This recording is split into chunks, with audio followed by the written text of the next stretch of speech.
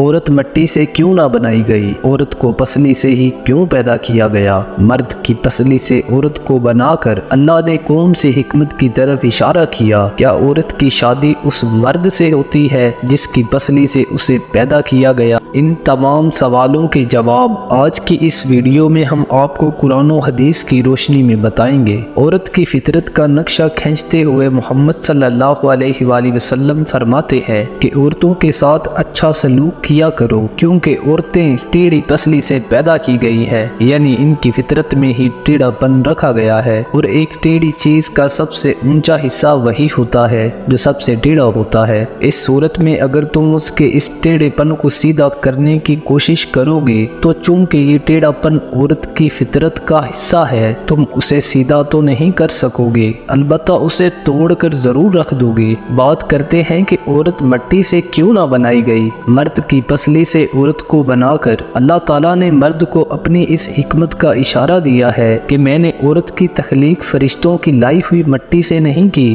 میں نے اسے تمہارے جسم کے حصے سے اس لیے نکالا کہ عورت کا تقدس اور پردہ قائم رہے، فرشتوں کو بھی خبر نہ ہو کہ زمین کی لائی ہوئی کس مٹی سے عورت کی تخلیق ہوئی۔ یعنی عورت کے تقدس کی حد تو دیکھیے کہ فرشتوں سے بھی اس کی بناوٹ کا پردہ لازمی قرار دیا گیا، اور پہلی عورت اس مرد کی پسلی سے نکلی جس کی وہ منقوہہ کہلائی۔ اب بات آتی ہے پسلی کی۔ عورت پسلی سے ہی کیوں نکلی؟ کیا ٹیڑھا پن وہیں سے ملا؟ نہیں، یہاں بھی حکمت سے خالی بات نہیں ہے۔ انسانی جسم میں دل اور بہت سے نازک حصے پسلی کے پیچھے چھپے ہوتے ہیں، یعنی پسلی ایک ڈھال ہے ان نازک حصوں کے لیے۔ تو اللہ پاک نے عورت کو پسلی سے نکال کے یہ نہیں بتایا کہ عورت میں ٹیڑھا پن ہے، بلکہ عورت کو پسلی کی تخلیق کر کے یہ بات سمجھائی ہے کہ عورت وقت پڑنے پر ڈھال بھی بن سکتی ہے۔ ہر مرد براہ راست مٹی سے بنایا گیا ہے اور اس کی پسلی سے اس کی بیوی کو پیدا کیا گیا ہے۔ یہ بات قرآن و حدیث میں ثابت نہیں ہے، صرف حضرت آدم علیہ السلام کو اللہ تعالیٰ نے مٹی سے بنایا تھا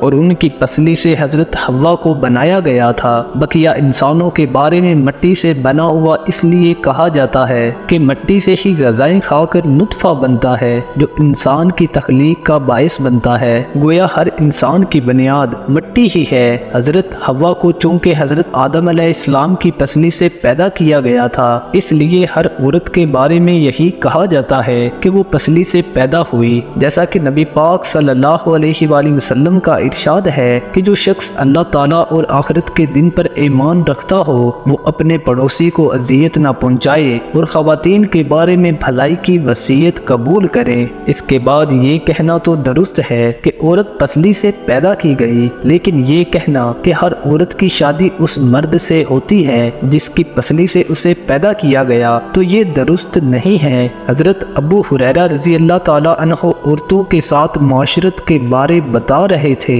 کہ نبی پاک صلی اللہ علیہ وآلہ وسلم نے فرمایا، میں تمہیں جو وصیت کرنے جا رہا ہوں اسے پلے سے باندھ لو۔ وصیت یہ ہے کہ تم عورتوں کے ساتھ اچھا سلوک کرنا، کیونکہ عورتیں عقلی، دینی اور غور و فکر کی صلاحیت کے اعتبار سے کم تر ہوتی ہیں، کیونکہ انہیں پسلی سے پیدا کیا گیا ہے۔ حضرت آدم علیہ السلام کو اللہ پاک نے بغیر ماں اور باپ کے پیدا کیا، انہیں مٹی سے پیدا فرمایا اور پھر کہا ہو جا، تو وہ عالم وجود میں آ گئے۔ جب اللہ تعالیٰ نے ان سے ان کی نسل پھیلانے کا ارادہ فرمایا تو انہی سے ان کی زوجہ کو پیدا کیا۔ اللہ تعالیٰ نے حضرت آدم علیہ السلام کی زوجہ کو ان کی ٹیڑھی پسلی سے پیدا فرمایا۔ چنانچہ عورت کی پیدائش ٹیڑھی پسلی سے ہوئی ہے۔ اگر آپ ٹیڑھی پسلی سے فائدہ اٹھانا چاہتے ہو تو پھر اس کے ٹیڑھے پن کے ساتھ ہی فائدہ اٹھا سکتے ہو۔ اگر اسے سیدھا کرنے لگ جاؤ گے تو وہ ٹوٹ جائے گی۔ عورت کا ٹیڑھا پن اس کی فطرت کا حصہ ہے۔ اگر انسان اس سے فائدہ اٹھانا چاہتا ہے تو اس میں موجود ٹیڑھے پن کے ساتھ ہی فائدہ اٹھانا ہوگا۔ جتنا فائدہ حاصل ہو جائے اس پر راضی ہونا ہوگا۔ اگر وہ اسے سیدھا کرنے کی कोशिश करेगा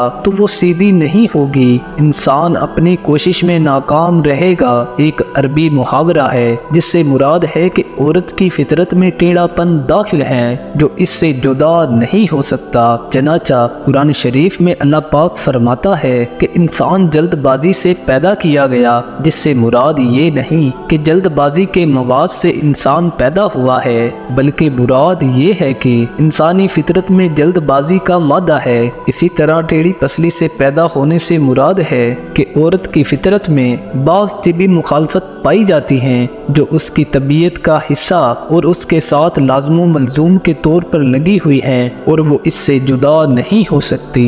उनके इस टेढ़ेपन को उससे जुदा कर लो तो फिर औरत औरत नहीं रहेगी, क्योंकि ये टेढ़ापन उसके पैदाइशी खदोखाल का जुज़ है। बस अगर तुम औरत को औरत की सूरत में देखना चाहते हो तो तुम्हें लाज़मन उसके फितरी टेढ़ेपन को भी कबूल करना होगा।